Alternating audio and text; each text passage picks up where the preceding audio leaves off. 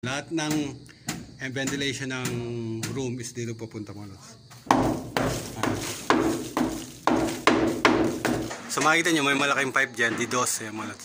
So nakalabas yan dito mga lods. Ay mga lodi, so tinuloy lang natin yung ginagawa natin dito na piping mga lods. So yan yung kahapon na ginagawa natin. Yan ang itsura niya mga lods yan. So dito magkakaroon ng panel nung para sa hindi naman panel siya, box siya, box para sa internet and cable mga lods. Yun yung para sa taas na pipe sa second floor. Ito yung sa ground floor. So makikita nyo may malaking pipe dyan, D12 mga lods. So nakalabas yan dito mga lods. Ayan yung may plastic na yan mga lods. Hindi ko lang kung nakikita nyo. Pero may plastic yan doon mga lods. So nakalabas yan D12 na yan. Yan ay pupunta rin dito sa box na to. So lahat ng manggagaling sa labas na internet papasok dito, doon dadaan mga lods. So papunta dito sa box na to. Then doon siya magpapapasok ng wire papunta doon sa unit mga lods. So makikita nyo may ABC dyan mga lods. So dalawang room yan. Isang room to sa apat. So apat na room yan. Sa taas ganun din mga lods. So 8 yun. Apat na room din yan. Papunta dito sa box na to. Then meron tayong panel. Ayan, panel yan mga lods. So hanggang dito ang taas ng panel mga lods. So ito eye level lang ito mga lods. So sa taas ko 5'9" ako. Eye level ko tong position na ito mga lods. Then papunta dun sa labas na yun. So dun lalabas yung lahat ng power na galing dito. So nung mga unang video ko mga lods, binanggit ko, sabi ko is dito lahat dadaan yung power and yung internet and cable mga lods. So ayan na yan mga lods. So ayan na yan. So pagka is semento niya yan, sa semento na to, hindi na natin makikita yung mga lods.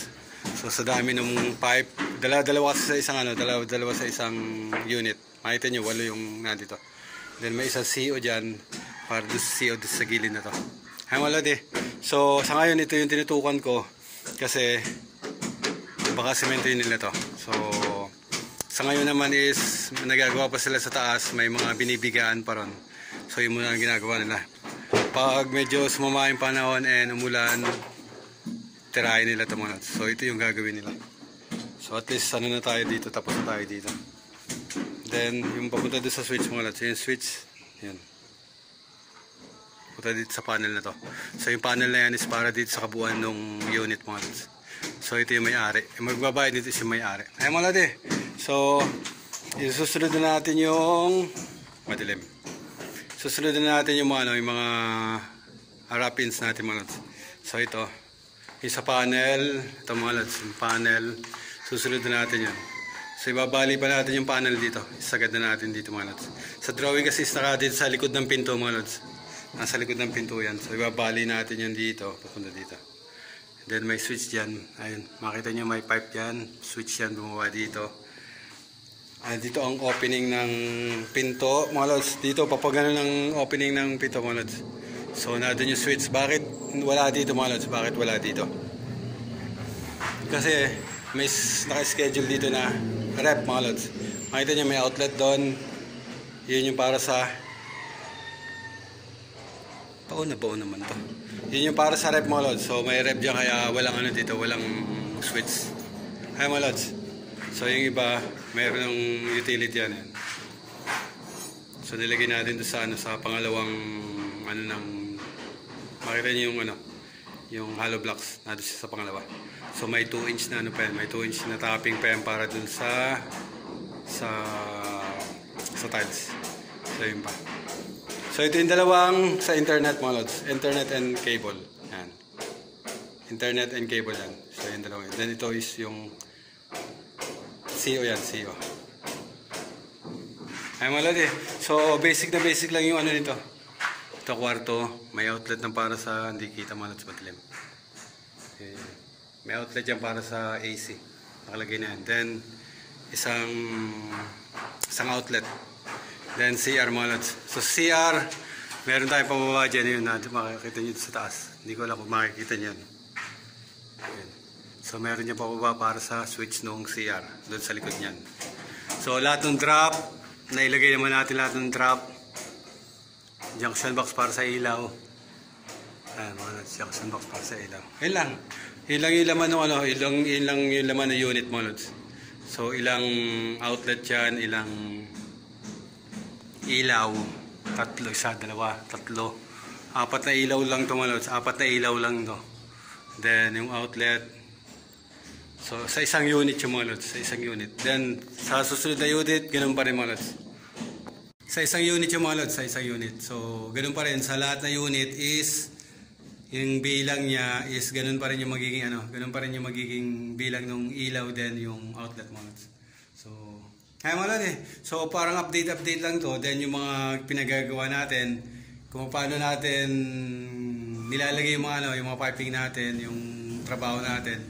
So sineshare ko na lang yung ano, sineshare ko na lang yung kung paano natin tinitira yung ano, yung trabaho natin mga lods. So diskartehan lang yan, diskartehan kung paano natin mapapadali yung trabaho. Kaya mga lods So katulad nga yung mga ganito mga lods. So ayan, power yan, dalawang power. So yung isa is na dito sa likod na to, then isa is yan. Pupunta yan doon sa taas mga lods. So kaya nag-trap tayo ng isa pa yan, papunta dito sa. So magko-connect na lang yan. Dito yung power niya mga lods. Yung main panel pala, yung panel dyan. So yung mga pipe natin, dyan na yan. So titik-tikin na lang natin yan. Ano naman yan mga lods? Ano to? Wala laman to mga lods, wala laman.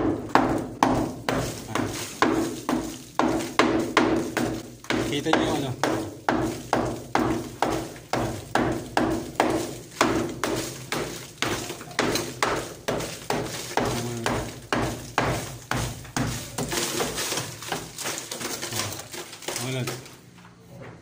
So, ay, natapunan yung ano natin, gamit natin. Ay mga lods So, sinabi natin doon sa ano na wag na lang bubusan tong lugar na to. Ay makikita nyo yan na ano natin. May mga ano lang, may mga pinagsispit na mga ano yan. Kaya madali natin makukuha yung ano, yung mga pipes natin. Ay mga lods So ito na yung ano, ito na yung para sa panel. Same elevation to dun sa gagawin natin sa lahat mga lods, lahat. So yung height, mga ano to, mga eye level to, eye level. Yung magiging ano to, yung magiging panel nito is eye level.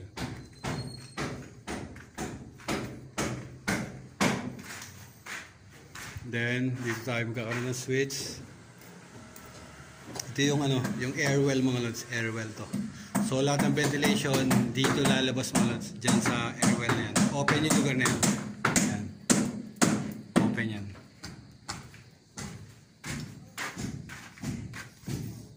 Doon sa kabilang dulo, air well din yung mga lods. So open din yung lugar na to. So may dalawang air well para dito sa building na to mga lods. So dito lalabas yung ano, lahat ng ventilation ng room is dito pupunta mga lods. So open yan.